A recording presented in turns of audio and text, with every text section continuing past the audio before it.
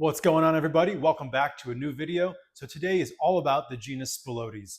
As many of you guys probably know from watching other videos, this is my absolute favorite genus of colubrids, the tiger rat snakes and the Amazon puffing snakes. They're very large, beautiful, very charismatic snakes. They make for tremendous display animals, and for many reasons other than that, I absolutely love them. So today I'm going to go over some of my collection, show you guys some updates on some of my Spilotes, and then also show two new snakes that I've never shown anywhere before on my channel, on Instagram, anywhere. So I'm excited to show you guys those animals too. Without further ado, let's get right to it. All right, so starting off right here, this is one of my holdback Yucatan tiger rat snakes that I produced last year. So this individual right here is just over 10 months old. So you can see kind of how big they get at around this size. I could push them a little bit harder with food, but I decided not to. They have really fast metabolisms and can grow rather quickly, but I think this is a very healthy growth pattern. I'm going to show you guys the adults in a little bit, and you'll see why I was surprised that they ended up looking like this, the babies, because the adults have really cool kind of cream coloration. Some of the babies of the clutch did have that cream, and then some hatched out with a little bit more of a neon yellow coloration, like this girl right here, which I'm a really big fan of. As we kind of see more and more generations of captive breeding with these tiger rat snakes, I know a lot more coloration will come out. With that said, though, they're already extremely beautiful snakes in their wild form as is. So to me, there's really not a whole lot of line breeding that needs to be done to make these guys more beautiful. They're already plenty beautiful. Another thing you can see about this girl right here, they're very active snakes. You can see she's all over the place, discovering what's going on, trying to climb onto the lights above me right now. They're super active. They're very fast snakes too, which can be a little bit intimidating at first if you're not used to an animal that moves a little bit quicker like these tiger rats do. They're probably the fastest snakes that I work with. Generally speaking, though, they don't bite a whole lot in my experience. Sometimes with the wild-caught South American localities, you can get a little bit more of an attitude with those animals, but in my experience, even those will typically calm down pretty nicely despite being very active like this. So it can be a little bit intimidating at first to deal with a snake that is so quickly and moves so much, but oftentimes it doesn't really come along with defensive behavior. It's just kind of how they are. Now we're taking a look at the male that I held back from the clutch. So definitely a little bit of a different look here. He's got a bit more of that black, not as much pattern as she does, but then he has some kind of cool orange to red coloration coming in as well. That was something that I really was not expecting out of this pairing. There are Yucatan animals that do have kind of orange to red coloration, although they're really uncommon.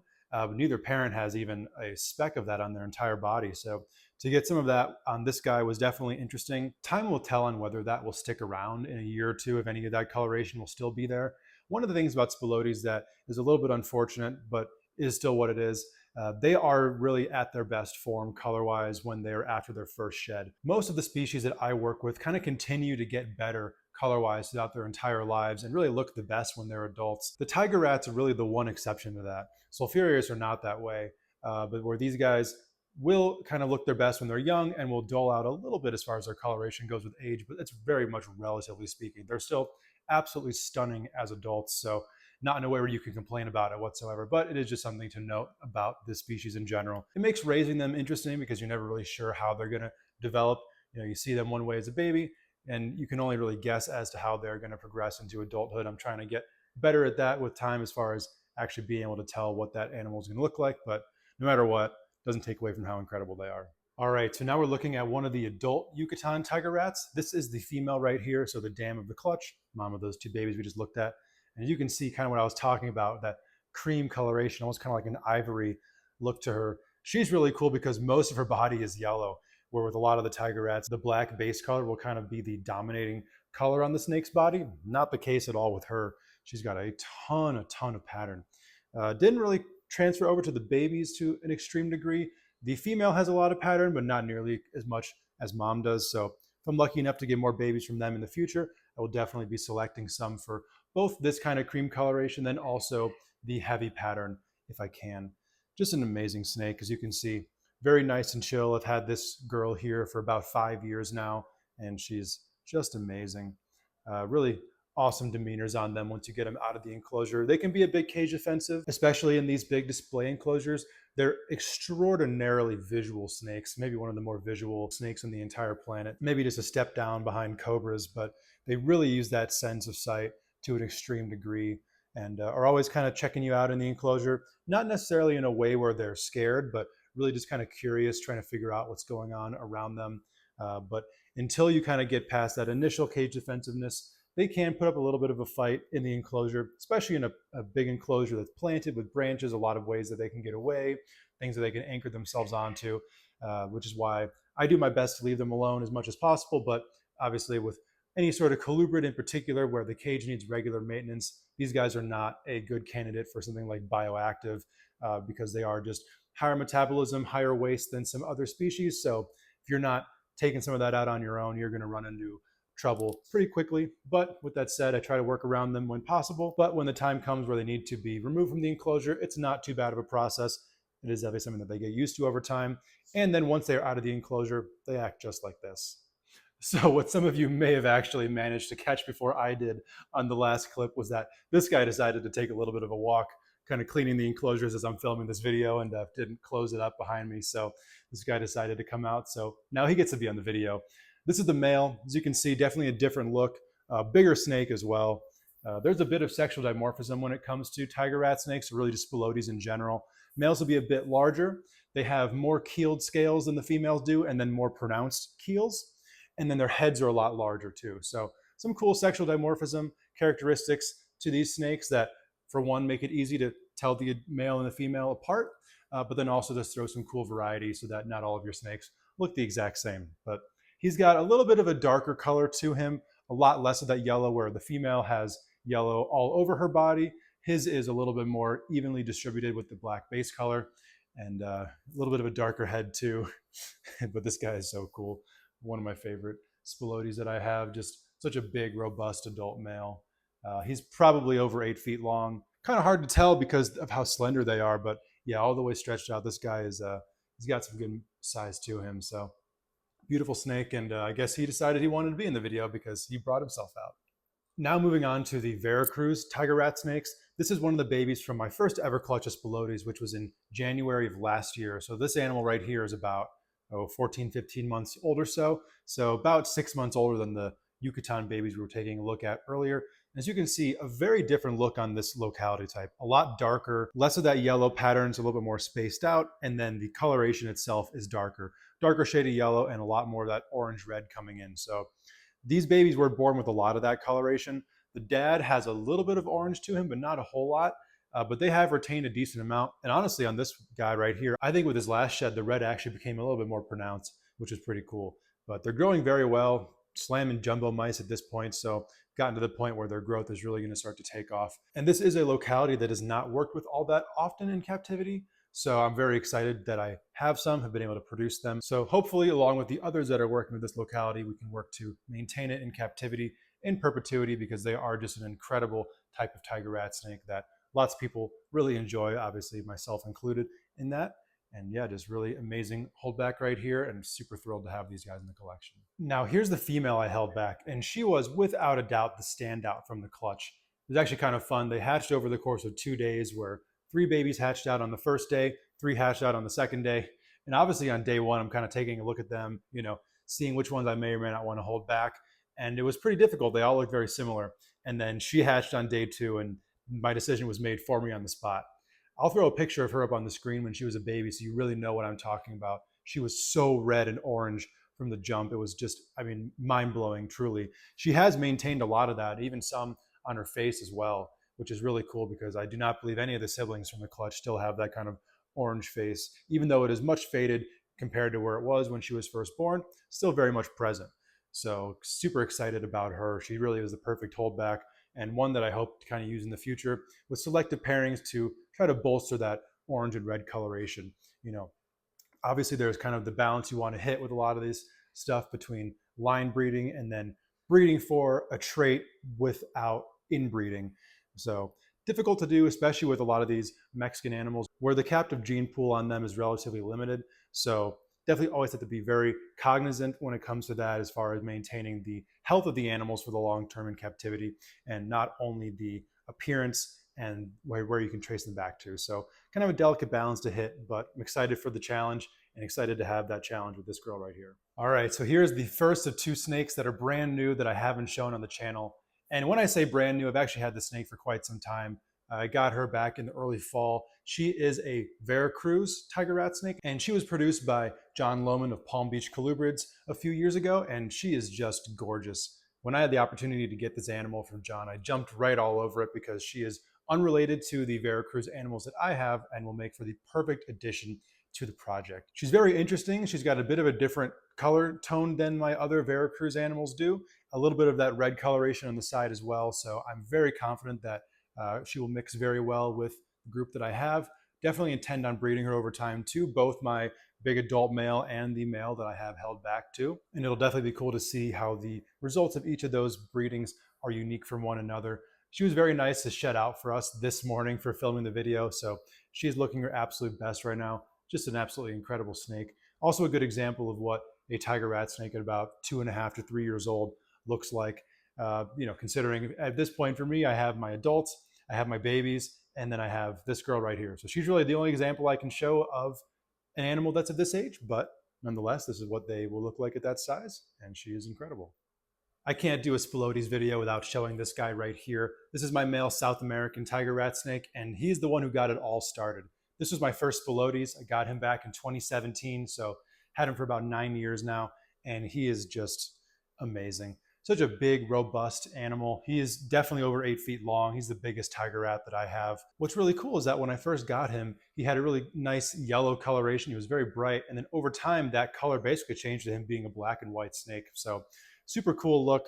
What the South American tiger rats will show that the Mexican ones don't usually is that they will have this solid dark tail that they will fade out to, where some South American tiger rats are almost solid black, which is really cool. Kind of as you go down Central America from Mexico through Guatemala, Honduras, Costa Rica, etc., the colors change. They get a little bit darker. And then once you get to this point in South America, they're kind of at their darkest. And then down further into Brazil, they actually get a little bit lighter, a little bit more vibrant, some more yellow, even some orange coming in on those tiger rats down in Brazil. These snakes have a giant natural range, really as far north as Tamaulipas in Mexico and all the way down into Brazil. So this genus covers quite a large area in the world. Very cool. Something that I think is really fascinating. They are definitely of least concern in the wild. They're plentiful. I always love it when a species doesn't necessarily need conservation work. We can kind of do what we need to get ahead of that, establish good captive populations, kind of advocate for good support in the wild so that these animals will always exist. Something that I'm very passionate about, and I'm definitely fortunate to be able to say with the tiger rats that is not a concern at the moment. So now we're taking a look at this male right here. He is a Tamaulipas Honduras cross tiger rat snake. So kind of the opposite end of what we've been looking at so far, these kind of pure locality types. This is a cross right here. And that is definitely an interesting conversation to get into as far as kind of where I stand on this. Like I was just saying with that Spilotes, the tiger rats are a least concerned species in the wild. And for that reason, I really am not super against this. Also, especially when it comes to these locality types from areas that we do not get wild caught animals from in anymore. We get to a point to where it's, okay, the debate is what is more worthwhile, maintaining the purity of the locality type or bolstering the genetics for the sake of longevity and captivity. Because obviously, once you cross two localities together, you're never going to be able to breed one of them out fully. It's always going to be a snake that is not something that you could find in the wild. With that said, though, that's not what we're dealing with. So in this instance right here, I'm actually a fan of this cross. I think they look really, really cool. You get a lot of that coloration from the Tamaulipas animals, where they are probably the most beautiful of all of these Spilotes, but are super uncommon. And the lineage that we do have in the country is all pretty much related to each other from only a small handful of founder animals. So obviously that bottlenecks relatively quickly. So then in an instance like this, where this animal got outcrossed, now you bring in some strong new genetics and work towards having a good, healthy population of these animals in captivity for the long run, despite them not being true to wild type. So the pair that I have were both produced by Jason Hood, and this male was produced in 2021, female produced in 2022. So they are both adults now, big, beautiful tiger rats. I absolutely love them. And I'm actually very curious to see what breeding 50-50 to 50-50 will do as far as enhancing some of the unique characteristics of this cross. Definitely something that I'm excited to see.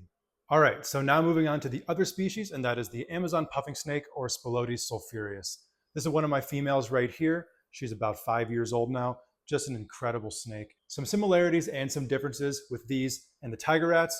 kind of similar body structure, similar where they both have some keeled scales going on, but then as you can see, wildly different head structure, and their ranges are a bit different as well. So while the tiger rats range all the way north into Tamaulipas, Mexico, these guys are really endemic to South America, but there is a decent overlap in the populations of the two species. So everywhere in the northern part of South America where you'll find tiger rats, be that Suriname, Guyana, Colombia, Venezuela, all the way west and down into Peru, you will find these guys as well. They overlap in Brazil too. As far as biological niche in the wild goes, I'm not really sure if you'll be able to find these guys side by side or not. I'd love to be able to find that out for myself one day, but I can only dream for now. But with that said though, taking a look at these guys, just absolutely gorgeous. The coloration is minorly different as well. These guys are overall a bit darker, just kind of different tones altogether. You can see this girl right here is on the darker end of the spectrum for this species. Some of the ones that you can see in Brazil are red, really amazing, look nothing like anything we have in captivity, where the captive stock we have of these guys really is just coming from Suriname and Guyana. So super limited in terms of the actual extent of their range in the wild. They have an absolutely massive range in South America. And obviously one of the coolest features about them is that kind of blunt head, those really big eyes. Such cool snakes, especially when they get really big, particularly the big males. Those heads are really pronounced. Another thing that's super cool about these guys is that they are potentially the largest colubrid species in the entire world, with records of them being over 12 feet long, not being all that uncommon. So that would definitely put them right up there with the giant keeled rat snakes and yellowtail crebos for the longest, I would say, colubrid species in the world. Yellowtail crebos get far, far more chunky than these guys do. But either way, just a huge colubrid, a very robust, very charismatic species, and one that is just such a joy to keep. All right, last but most certainly not least is this guy right here. So this is the second new snake that I'm showing you guys.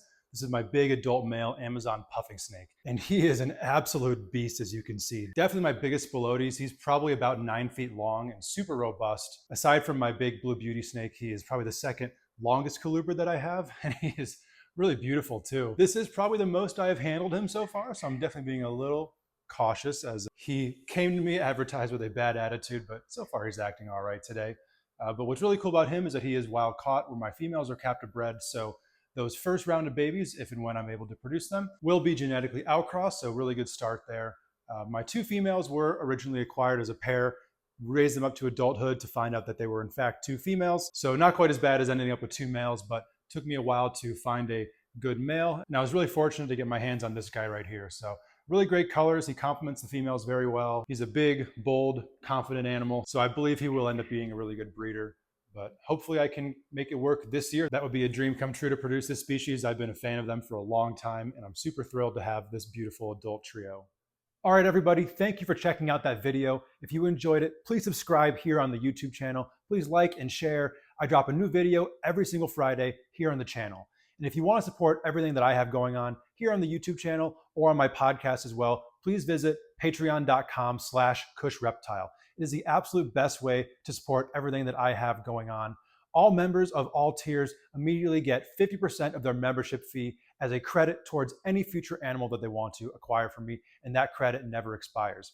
Also, as a member of the Patreon, you get first access to any animals that I make available anywhere before the public does, in the order of the tiers. So if there's a project that I have that you've been eyeing for a long time, the best way to ensure you have access to it is by going over to the Patreon. Like I just stated, I also have a podcast as well. It is called Cush's Corner, and is on the Trap Talk Reptile Network, live every Wednesday night at 9 p.m. Eastern Time. It is also available as a playback on Spotify, Apple Podcasts, Google Play, all of the major podcast platforms if you're an audio fan like myself. I'm also on Morph Market at Cush Reptile as well. That's where you can find my availability at any given time.